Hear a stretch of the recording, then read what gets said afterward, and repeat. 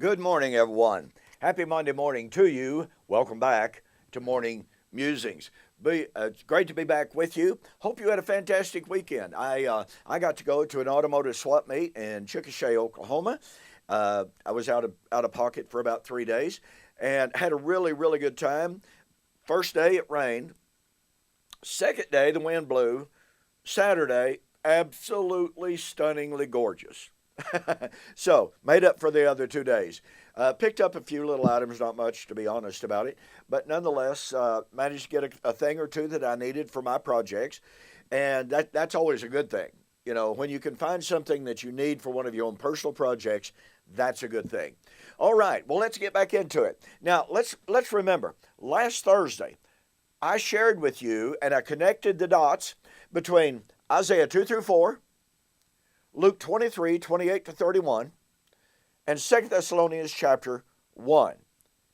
Those dots are connected by the fact that Isaiah chapter 2 through 4 predicted the last days day of the Lord, as a time when the men of Israel would fall by the edge of the sword, the city would be desolate, and God would avenge the blood of his saints. I showed you then that Luke chapter 23, Jesus quoted from Isaiah chapter 2, 19 to 21, and applied it to the impending destruction of Jerusalem. So what that means is Isaiah 2 through 4 applied to AD 70. I then showed you that Paul in 2 Thessalonians chapter 1 quotes, this is so powerful, quotes from the exact same verse that Jesus applied to AD 70. Paul quoted from that same verse in 2 Thessalonians chapter 1 to speak of Christ coming to avenge the blood of the martyrs. Well, why was Christ going to come in AD 70? To avenge the blood of the martyrs. That's what Luke chapter 23 is all about. He was being led out as a martyr. He was going to die, but Jerusalem was going to be destroyed for that, for shedding his blood. And of course, that's Matthew 21, 33 and following as well.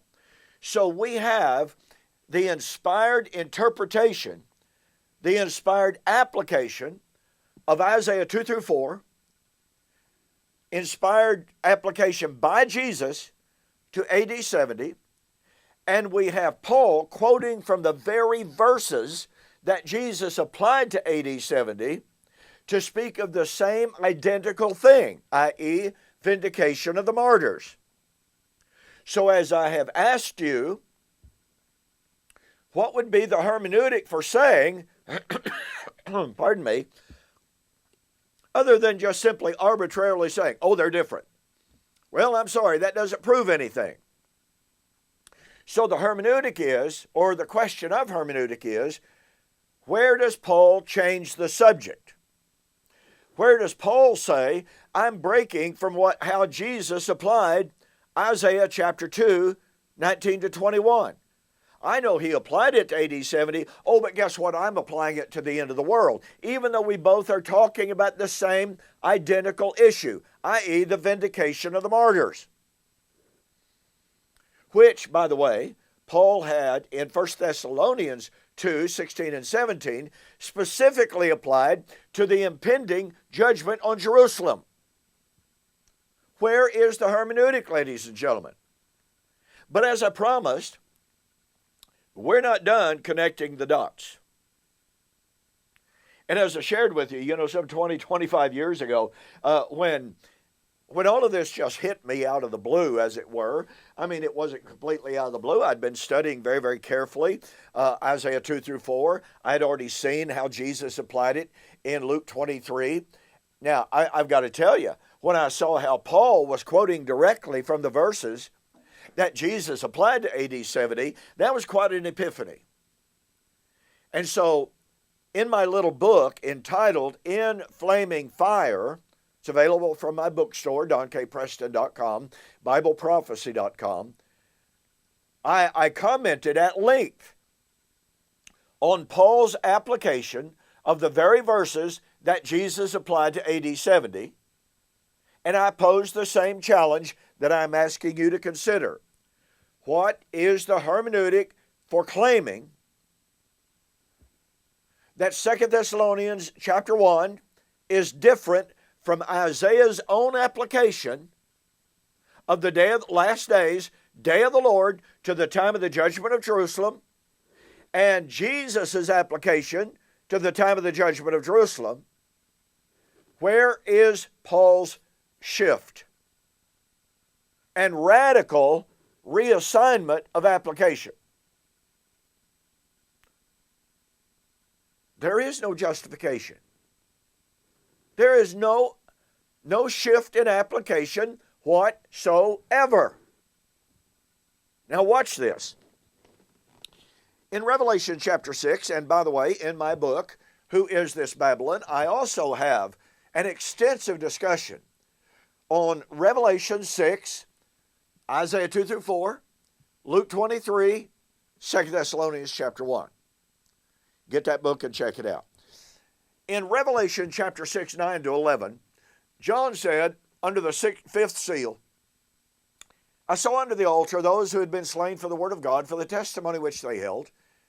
And they cried out, How long, O Lord, holy and true, do you not avenge us on those who dwell on the earth, i.e. on the land? White robes were given unto them, and they were told to rest, for 3 or 4 or 5 gazillion years. Listen, that's the standard interpretation. That's what you read in the commentaries. It's been 2,000 years, but after all, one day is with the Lord 1,000 years, 1,000 years as a day. So even though they were told to rest for a little while, that didn't really mean anything. Didn't mean a thing. Because after all, God doesn't think in time like we do. In spite of the fact that God knew the day and the hour of the Lord's coming, God doesn't think in time like we do. He thinks in day and hour, but he doesn't think in time. You see how ridiculous the arguments get? So, here are the martyrs. They're crying out for vindication. Now, point number 1. What did Isaiah chapter 4, verse 4 talk about? At the time of the judgment of Jerusalem, when Israel's men would fall by the edge of the sword. Well, Isaiah 4, verse 4. And God will purge the blood guilt of Jerusalem by the spirit of judgment and burning. The avenging of the martyrs in the last days day of the Lord, at the time of the judgment of Jerusalem.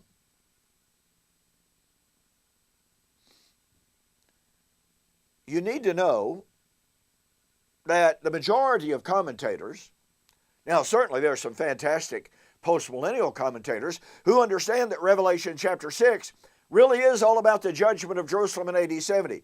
David Chilton's book, Days of Vengeance, did a fantastic job of pointing that out. Even Kenneth Gentry makes that application. But the great majority of futurists nonetheless apply Revelation chapter 6 to the future,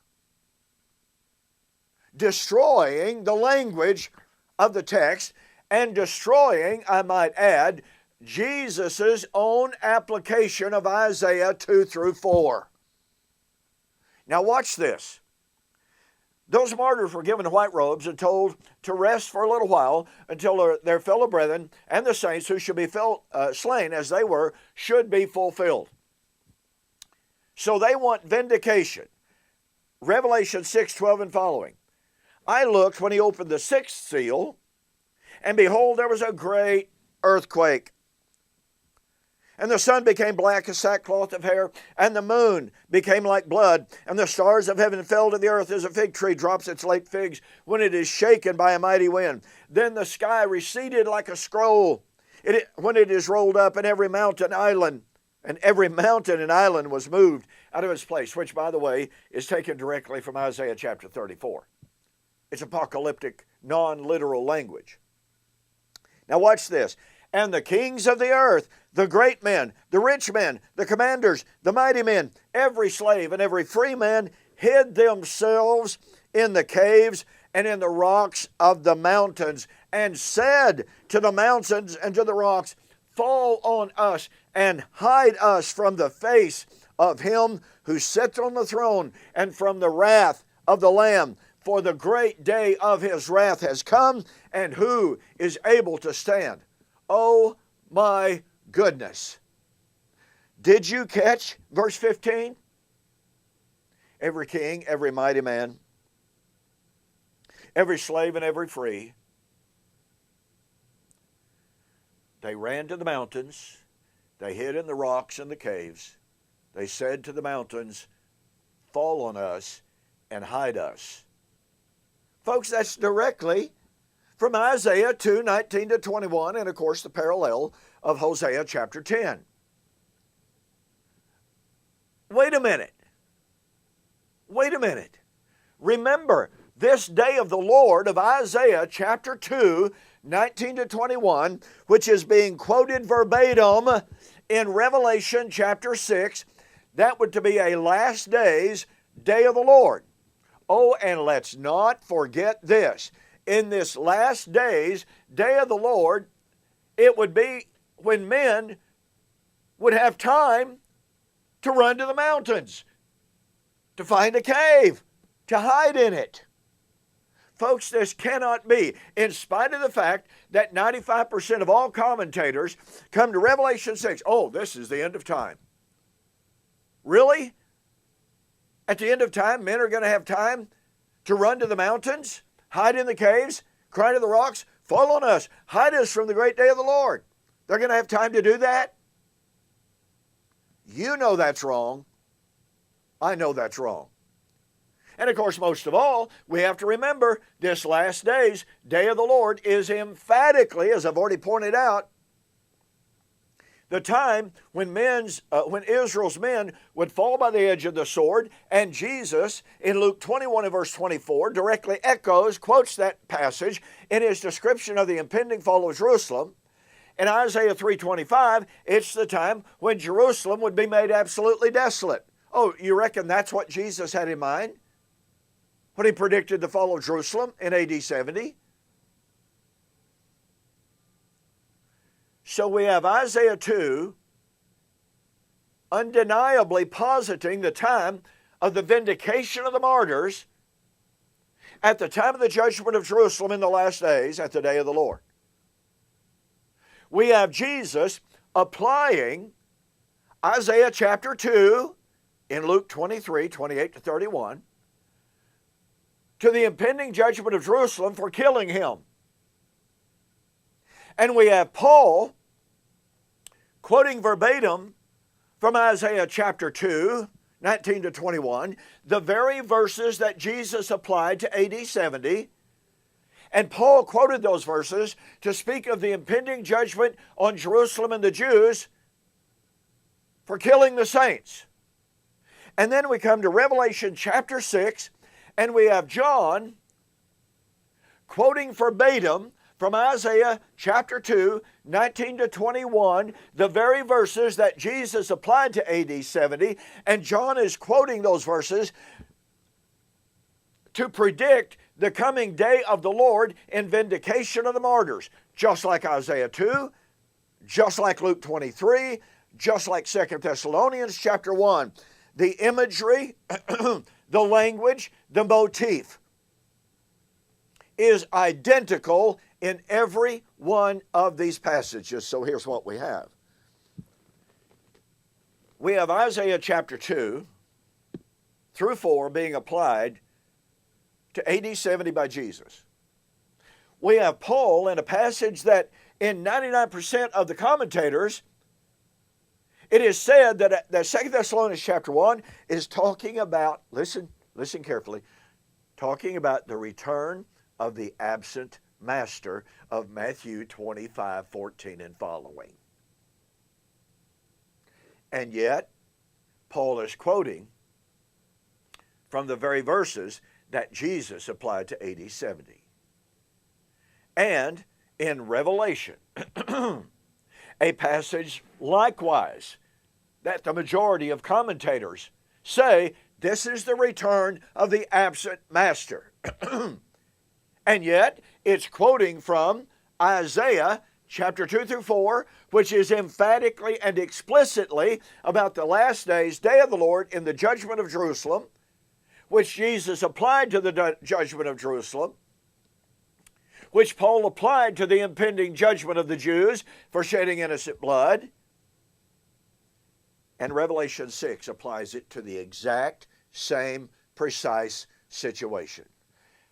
The unity of the narrative is unbroken, and it's beautiful. And that means, unless you're willing to concede, okay, 2 Thessalonians chapter 1 is not really about the return of the absent master after all, contrary to all Christian interpretation almost. There have been some exceptions.